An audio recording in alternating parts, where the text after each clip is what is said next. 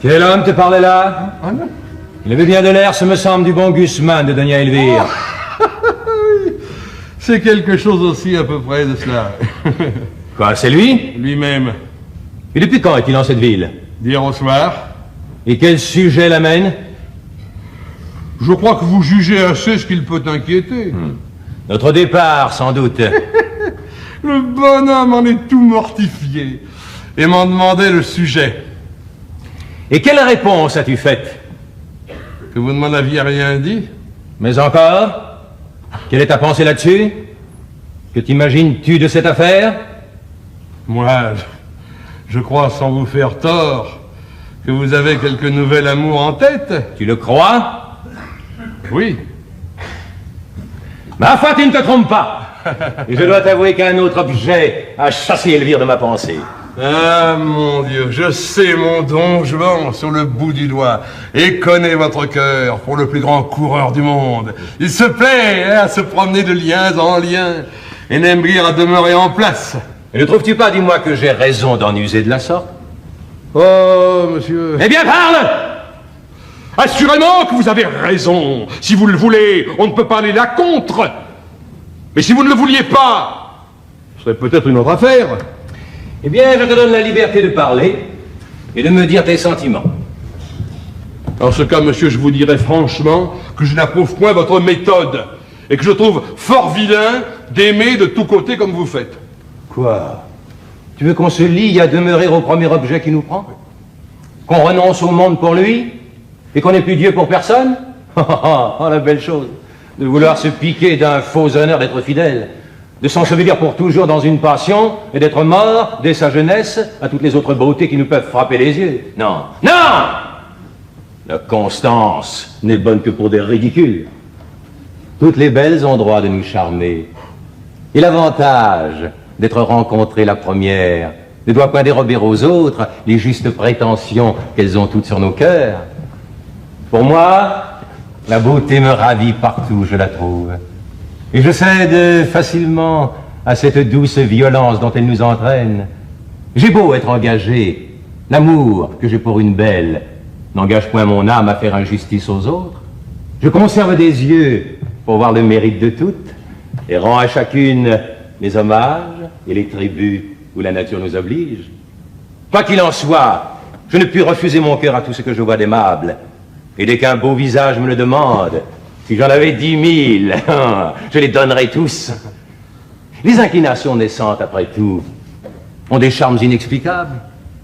Et tout le plaisir de l'amour est dans le changement.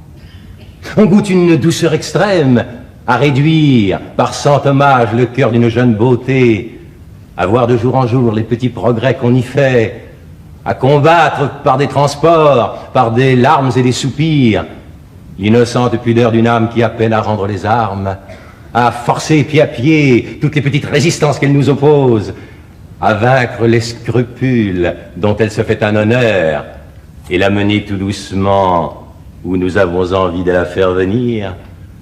Mais quand on en est maître une fois, il n'y a plus rien à dire, il n'y a rien à souhaiter.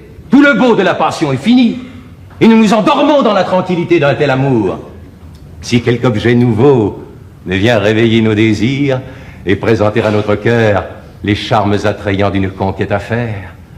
Enfin, il n'y a rien de si doux que de triompher de la résistance d'une belle personne. Et j'ai sur ce sujet l'ambition des conquérants qui volent perpétuellement de victoire en victoire et ne peuvent se résoudre à borner leurs souhaits. Il n'y a rien qui puisse arrêter l'impétuosité de mes désirs. Je me sens un cœur à aimer toute la terre. Et comme Alexandre, je souhaiterais qu'il y eût d'autres mondes pour y pouvoir étendre mes conquêtes amoureuses. Vertu de ma vie, comme vous débitez. Il semble que vous ayez appris cela par cœur et vous parlez tout comme un livre. Qu'as-tu à dire là-dessus? Ma foi, j'ai à dire. Je ne sais que dire. Car vous tournez les choses d'une manière qu'il semble que vous avez raison, et cependant il est vrai que vous ne l'avez pas. J'avais les plus belles pensées du monde et vos discours m'ont gâté tout cela.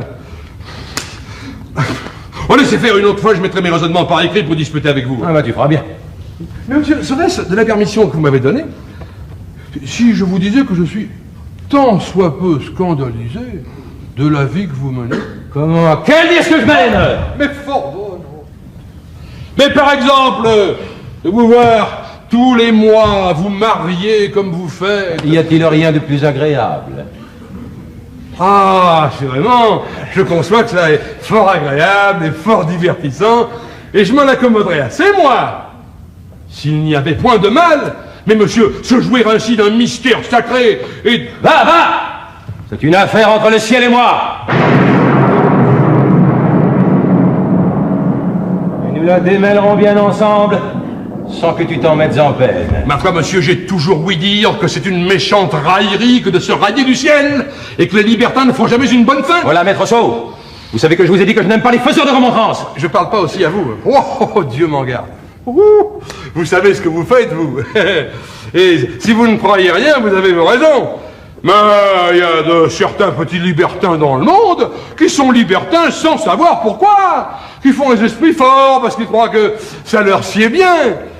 Et si j'avais un maître comme cela, oh, je lui dirais bien nettement, le regardant en face, osez-vous bien ainsi vous jouer au ciel?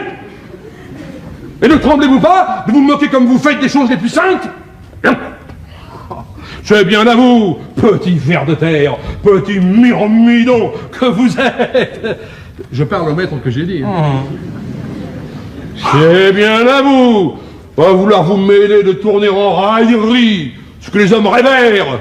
Croyez-vous que pour être de qualité, pour avoir une perruque blonde et bien frisée, des plumes à votre chapeau, un habit bien doré, des rubans couleur de feu. C'est pas à vous que je parle, hein, c'est à l'autre.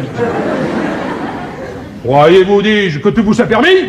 Et qu'on ose vous dire vos vérités? Apprenez de moi que je suis votre valet, que le ciel punit tôt ou tard les impies, qu'une méchante vie amène une méchante mort, et que... Hey! De quoi est-il question? Il est question de te dire qu'une jeune beauté me tient au cœur, et qu'entraîné par ses appâts, je l'ai suivie jusque dans cette ville. Et n'y craignez-vous rien, monsieur, de la mort de ce commandeur que vous tuâtes il y a 6 mois? Mais pourquoi craindre? Ne l'ai-je pas bien tué? Fort bien, le mieux du monde, il aurait tort de se plaindre. J'ai eu ma grâce de cette affaire. Oui, mais cette grâce n'éteint pas peut-être le ressentiment des parents et des amis? Oh, n'allons point songer au mal qui nous peut arriver, et songeons seulement à ce qui nous peut donner du plaisir. La personne dont je te parle est une jeune fiancée la plus agréable du monde, qui est conduite ici exprès par celui même qu'elle y vient épouser. Le hasard me fit rencontrer ce couple d'amants 3 ou 4 jours avant leur voyage. Jamais je n'ai vu 2 personnes être aussi contents l'un de l'autre et faire éclater plus d'amour. La tendresse visible de leurs mutuelles ardeurs me donna de l'émotion. J'en fus frappé au cœur. Et mon amour commença par de la jalousie, oui. Je ne pus souffrir d'abord de les voir si bien ensemble. Le dépit alarma mes désirs. Et je me figurais un plaisir extrême à pouvoir troubler leur intelligence et à rompre cet attachement dont la délicatesse de mon cœur se tenait offensée. Mais enfin, jusqu'ici, tous mes efforts ont été inutiles et j'ai recours au dernier remède. Cet époux, prétendu, doit régaler aujourd'hui sa maîtresse d'une promenade sur mer. Sans en avoir rien dit, toutes choses sont préparées pour satisfaire mon amour. Et j'ai une petite barque et des gens avec quoi fort facilement je prétends enlever la mer. Oh, Hein? monsieur Robert, c'est fort bien fait à vous, vous le prenez comme il faut. Il n'est rien de tel en ce monde que se contenter. Prépare-toi donc à venir avec moi, et prends soin toi-même d'apporter toutes mes armes, afin que... La fâcheuse rencontre, traître! Tu ne m'avais pas dit qu'elle était ici elle-même. Monsieur, vous ne me l'avez pas demandé? Est-elle folle de n'avoir pas changé d'habit et de venir en ce lieu-ci avec son équipage de campagne?